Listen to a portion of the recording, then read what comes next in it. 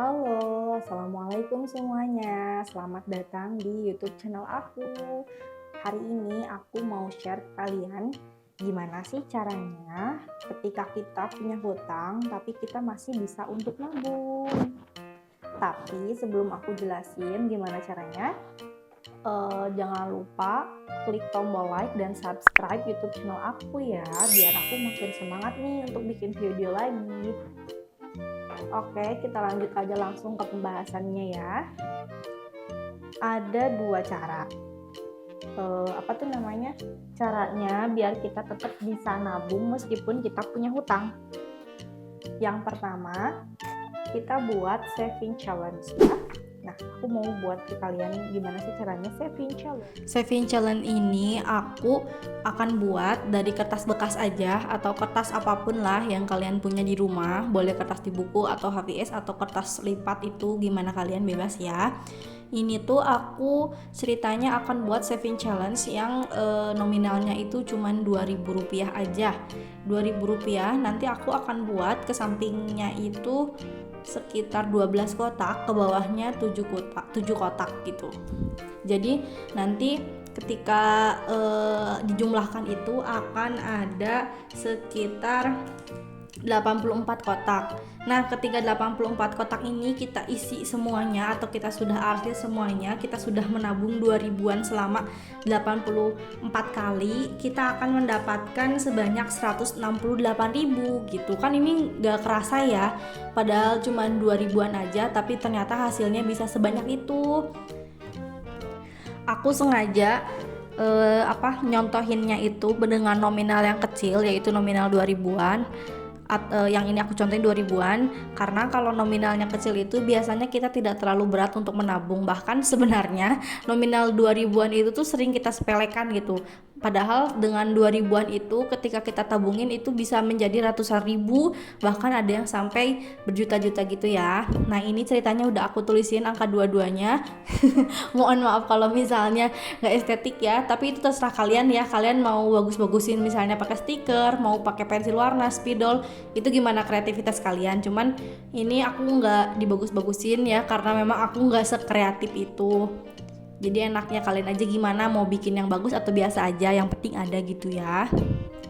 Nah, selain yang 2000-an ini, nanti aku pun akan nunjukin nih ke kalian nominal yang selain 2000. Terus ini aku simpan dulu ya.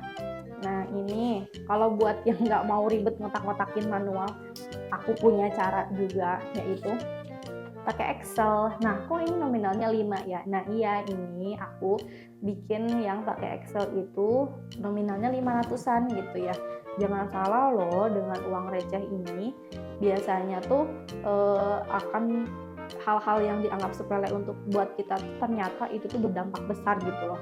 Sekarang kita coba bayangin ya, ini kalau kita arsir satu kotak itu kan Rp500, ke sampingnya itu 20, ke bawahnya 25. Otomatis kalau kita isi full semua ini satu kertas, kita akan dapat 250.000. Siapa sangka dari Rp500 tuh jadi 250.000 gitu ya.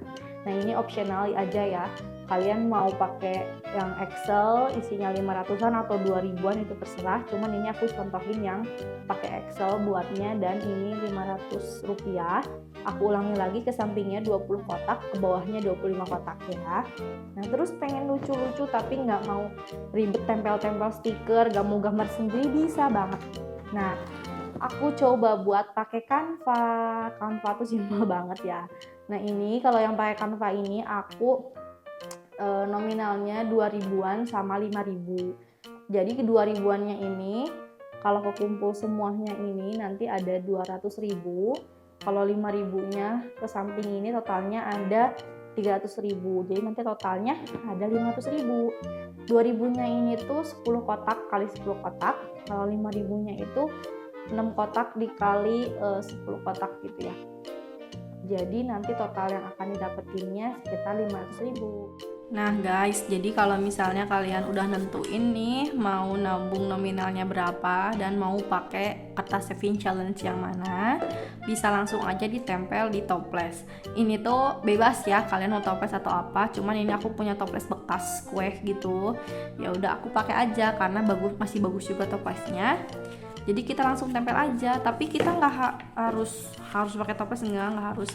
Cukup misalnya kalian pakai kaleng bekas wafer juga bisa, pakai toples bekas sosis juga bisa, apapun lah itu yang ada di rumah kita manfaatkan aja daripada kita harus beli-beli lagi. Nggak usah lah ya, kan ceritanya kita punya hutang dan harus menghemat budget gitu. Kalau beli lagi kan sama aja nanti kita ngeluarin uang lagi gitu. Jadi biar nggak ngeluarin uang, kita pakai aja yang ada di rumah. Nih, aku bukain dulu double tipnya. Nah ini tuh pokoknya dibuka aja semua lah ya, kalian paham kan? Udah gitu tinggal ditempel deh. Jangan lupa nempelnya usahakan pas gitu, biar rapi aja kelihatannya. Ditempel udah. Terus nanti kalau misalnya udah keisi, tinggal diarsir aja di sini, diarsir atau pakai stabilo atau pakai spidol, bebas gimana kalian. Semudah itu ya. Nah, tadi kan kita sudah bahas cara pertama, gimana caranya kita bisa nabung meskipun udah hutang. Ini aku akan bahas cara kedua, yaitu kita dengan menganggarkan di awal. Bisa dengan cara setiap budgeting itu kita pakai persentase. Ini aku coba buat dengan gaji 4 juta, dimana nanti aku akan bagi 50%, terus 30%, 10% dan 10% ya. Jadi totalnya tetap 100%. Nah, 50%-nya itu untuk kebutuhan hidup kita ya, kayak makan, terus token listrik, transportasi dan lain-lain ya. Pokoknya kebutuhan wajib dalam hidup kita gitu. Terus 30%-nya aku anggarkan untuk membayar hutang, 10%-nya lagi untuk nabung, dan 10%-nya lagi untuk hiburan. Hiburan di sini tuh bebas ya. Kalau aku sih kategori hiburan tuh pulsa juga masuknya hiburan ya. Nah, ini kalau kita jabarin, kebutuhan itu 50% akan ada nominalnya 2 juta. Kalau hutang 30% itu jadi 1 juta. Ini tuh hanya contoh dari aku ya.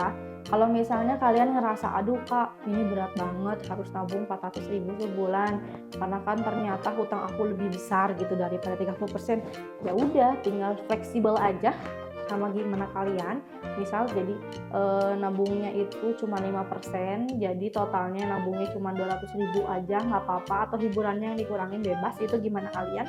Cuman saran aku untuk kebutuhan wajib jangan sampai dikurangin ya, karena ya ini tuh sangat penting gitulah. Kebutuhan wajib tuh ya wajib gitu kan. Takutnya ketika kita mengurangi anggaran dari kebutuhan wajib, ya ujung-ujungnya kita bisa membuka pintu utang yang baru gitu. Jadi yang aku tekanin di metode yang kedua ini, metode persentase ini, intinya kita itu menganggarkan untuk ditabung itu di awal gitu. Jadi jangan sampai kita itu udah dianggarin tapi nggak ditabungin gitu, jangan sampai kayak gitu. Jadi ketika udah kita anggarin di awal, ya udah kita langsung masukin ke rekening yang nggak bisa kita ambil misal, atau nggak rekening yang nggak ada ATM-nya, atau disimpan di tabungan manapun lah ya. Gimana kalian, enaknya gimana kalian, karena kan kalian juga yang ngerti situasi dan kondisi kalian baiknya kayak gimana gitu. Jadi intinya mah kita menganggarkan di awal untuk menabung. Jadi aku review lagi ya.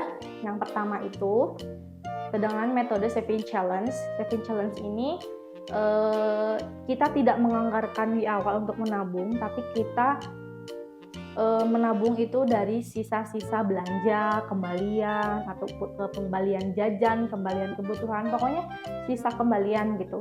Bisa bentuknya itu setiap kita ketemu sama uang 2 ribuan itu langsung kita tabung, itu bebas, boleh. Atau ya udah gitu, misalnya kita target sehari 2 ribunya itu satu kali, ya itu terserah kalian, gimana kalian, enaknya kalian gimana gitu ya, aku ngebebasin. Jadi ini tuh intinya tidak dianggarkan, tetapi mengambil dari sisa-sisa budget yang ada, yang sudah kita anggarin gitu. Nah kalau yang ini metode presentasi ini tuh nabungnya sudah dianggarkan dari awal bulan. Tetapi ingat ya, jangan sampai tidak ditabungkan. Itu aja sih untuk saat ini, untuk video kali ini. Mudah-mudahan bermanfaat.